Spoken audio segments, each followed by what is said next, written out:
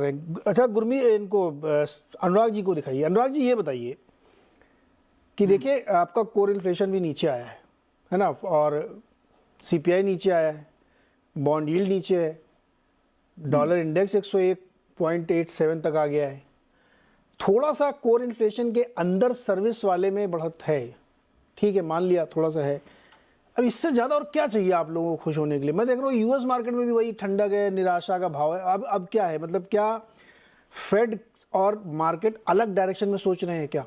Market कह रहा है कि अब तो सब हो गया, अब नवंबर दिसंबर से आप काटो रेट, ऐसा माहौल बना दिया। गुंडाल जी यही कह रहे हैं कि सुनो ही मत फेड की। फेड कह रहा है कि नहीं रुको, अभी मैं बताता हूँ तुम्हें, अभी कहाँ माल बना है। क्या चल क्या रहा है वहाँ पे सर? नहीं तो इसको दोनों इंपॉर्टेंट सवाल है नीरज जी, दो तरीके से देखते हैं। इंडियन मार्केट्स में भी अच्छे कमेंट्स हैं, उस पर आते हैं। एक चीज है नीरज जी, जरूर वो जो गलती उन्होंने की ना ट्रांजिटरी करके, उससे एक क्रेडिबिलिटी लॉस जो हुआ। अब उनके पास में इस मोड पर दो ऑप्शंस हैं नीरज जी। एक, वो ये गलती कर लें कि जल्दी से सेलिब्रेट कर लिया और रुक गए मतलब रेट रिवर्स कर दिया। पॉज करना है, पॉज वो कर सकते हैं, बाद में बढ़ा सकते हैं, लेकिन रिवर्सल विच इज रेट गिराना, और अगर वो आगे जाकर के मिस्टेक साबित हुई, वो दूसरी मिस्टेक होगी। Eight the same time economy slow down हो जाए तो भी रेट बढ़ाते रहे, वो भी एक मिस्टेक है।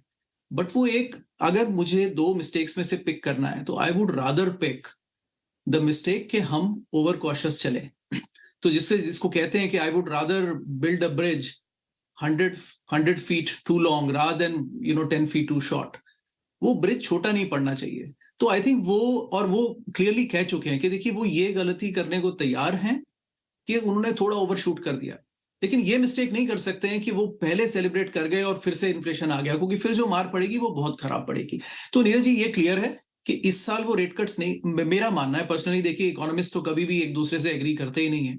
मेरा मानना है कि इस साल रेट कट नहीं करेंगे। रेट कट का सेलिब्रेशन तो बहुत जल्दी है, तो वो कंसिस्टेंटली, बिकॉज 40 साल के बाद सिस्टम में इनग्रेन हुआ है इन्फ्लेशन, तो उसको जाने में टाइम लगेगा। और वही आपने देखा कि कोर इन्फ्लेशन में आप देखिए हाउसिंग का वो फिर से 0.8 आ गया, वो कंसिस्टेंटली नंबर मूव नहीं कर रहा है। एट द सेम टाइम आप फेड का जो कोर पीसी नंबर होता है, जो पीसी इन्फ्लेशन में कोर नंबर देखते हैं, वो देखिए 4.7 4.85, वो बज ही नहीं कर रहा है नीरज।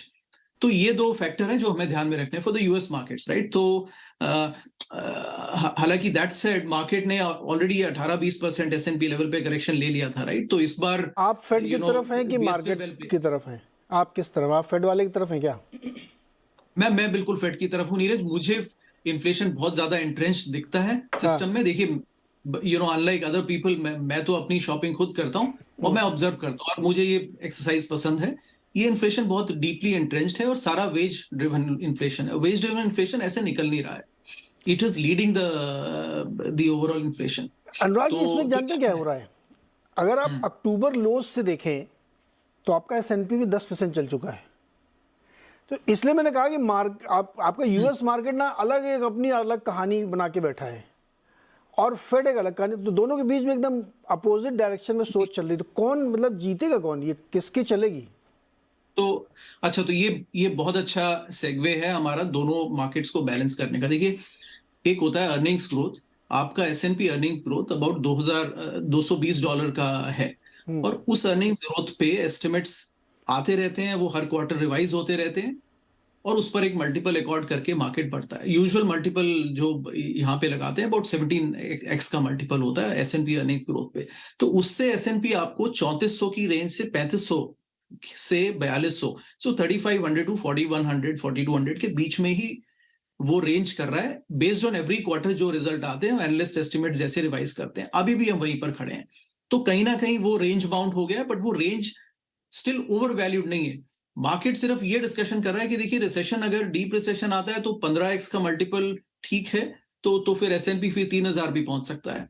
लेकिन अगर नहीं आता तो 17x पे 3400 3500 is a very good level to buy, right. तो एक ये पॉइंट हो गया। सेकंड, अर्निंग्स कितनी ड्रॉप करेंगी, और वहां पर मैं अभी निफ्टी पर आता हूं नीरज जी। वो एक इंपॉर्टेंट है। देखिए इंडियन मार्केट्स जब बढ़े ना, तो अभी पिछले 2-3 आफ्टर 2018 आपका निफ्टी अर्निंग्स अबाउट 450 की रेंज में था, और वो बढ़ नहीं रहा था। आफ्टर कोविड उसमें एक सडन रिवाइवल आया, तो वो 450 की रेंज से 850 की रेंज में आपकी निफ्टी अर्निंग्स पहुंच गई। उससे market multiples despite being very high वो सस्टेन कर गए, अभी भी 22-24 की रेंज में मल्टीपल्स देखते हैं। तो यहां से जो रफ्तार, अब दो मार्केट्स को कंपेयर करें तो Indian 2022 was a slow burn year या स्लो ग्राइंड जिसको कहें हम फॉर S&P। वो रेंज बाउंड था, कहीं नहीं जा रहा था। It was trying to absorb the earnings, absorb the recession और एब्जॉर्ब द इंटरेस्ट रेट्स। अब इंडियन मार्केट्स की बारी है। आई थिंक 2023 ये स्लो बर्न का समय है नीरज जी। आपको अर्निंग्स ग्रेजुअली आएंगी, उनको इवेल्युएट करना पड़ेगा, वो देखना पड़ेगा कि ये 450 की अर्निंग्स निफ्टी 850 की ये कहाँ जाती हैं, 900 जाती हैं कि 850 सस्टेन होती हैं या गिर सकती हैं। क्योंकि देखिए हर सेक्टर में रिवाइवल हुआ है। आपका बैंकिंग की अर्निंग्स बढ़ी हैं, टेक्नोलॉजी की अर्निंग्स पुल फॉरवर्ड हो गई थी, इवन एनर्जी एंड ऑयल चल पड़ा है, डिस्क्रिशनरी की अर्निंग्स बढ़ी थी। तो कोई सेक्टर बचा नहीं है जहां पे अर्निंग्स रिवाइवल नहीं हुआ है।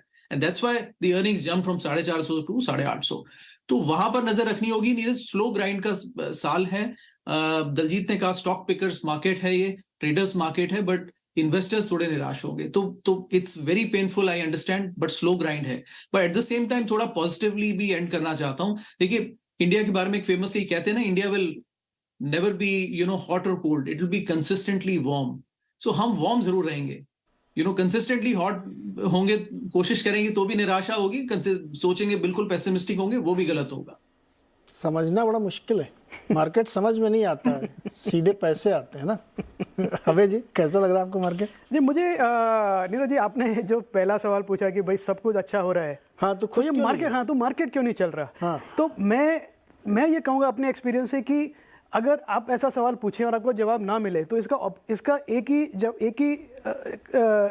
अपॉर्चुनिटी है फिर, कि अगर सब सोच रहे हैं कि डेटा इंप्रूव हो रहा है पर फिर भी कॉन्फिडेंस ये नहीं है कि ये डेटा परमानेंटली इंप्रूव हो गया है। अब इस बार का CPI प्रिंट आया, अगले महीने देखेंगे अगले महीने क्या होगा, अगले हफ्ते देखें ट्रेंड बन रहा है कि सिर्फ एक, तो वो कॉन्फिडेंस अभी मार्केट को नहीं है। मुझे लगता है उस समय में एक अपॉर्चुनिटी है लॉन्ग टर्म इन्वेस्टर्स के लिए कि वो अपने पोर्टफोलियो में एडिशंस कर सकें, अच्छे क्वालिटी के स्टॉक्स जो कि वैल्यूएशन में हाई नहीं है। आप अभी भी देखा जो करेक्शन हुआ पिछले 2 हफ्तों में, 1 महीने में समझ लीजिए, और अभी भी जो हो रहा है वो हो रहा है एक valuation, high valuation, quality at any price से फाइंडिंग कंपनीज जो कि बीटन डाउन है, अच्छी कंपनीज है जो फेयर वैल्यू पे हैं या फेयर वैल्यू से कम है।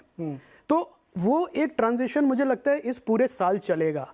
तो अगर कोई इन्वेस्टर्स हैं जो सिर्फ high quality stocks but high valuation पे लेके बैठे हैं, उनके लिए ये साल मुझे लगता है उतना अच्छा नहीं जाएगा कंपेयर टू दोज जो कि ढूंढ रहे हैं अच्छे स्टॉक्स जो एक छोटी नीश में है पर साइक्लिकली वीक है, बिकॉज लोगों का ये मानना है कि ये इंडस्ट्री अभी थोड़ी वीक रहेगी, पर वो इंडस्ट्री टर्न अराउंड करेगी उसके पहले ये स्टॉक्स भागना शुरू हो जाएंगे। तो अगर वो स्टॉक्स आप लें 15 के मल्टीपल पे, 16 के मल्टीपल पे ट्रेड हो रहे हैं, पहले पीक पे 30 टाइम पे ट्रेड होते थे, तब रिटर्न बहुत अच्छी आएगी, क्योंकि वो स्पेस को, वो mid cap small cap space है, उनसे इन्वेस्टर्स का ध्यान नहीं है इस टाइम। तो मुझे लगता है कि एक अपॉर्चुनिटी है जिसको ओवर डायग्नोज नहीं करना चाहिए। ये देखना चाहिए कि हाँ ठीक है, सब कन्फ्यूज़न है, लोगों में अभी भी थोड़ा डर है, और इंडिया जैसा मार्केट मुझे नहीं लगता कि टॉप डाउन इन्वेस्टर्स के लिए है फ्रैंकली। इतना मैच्योर मार्केट नहीं है, ना इतनी डेप्थ है इसमें कि आप एक टॉप डाउन इन्वेस्टर्स हैं तो आपको बहुत अपॉर्चुनिटीज़ मिलेंगी।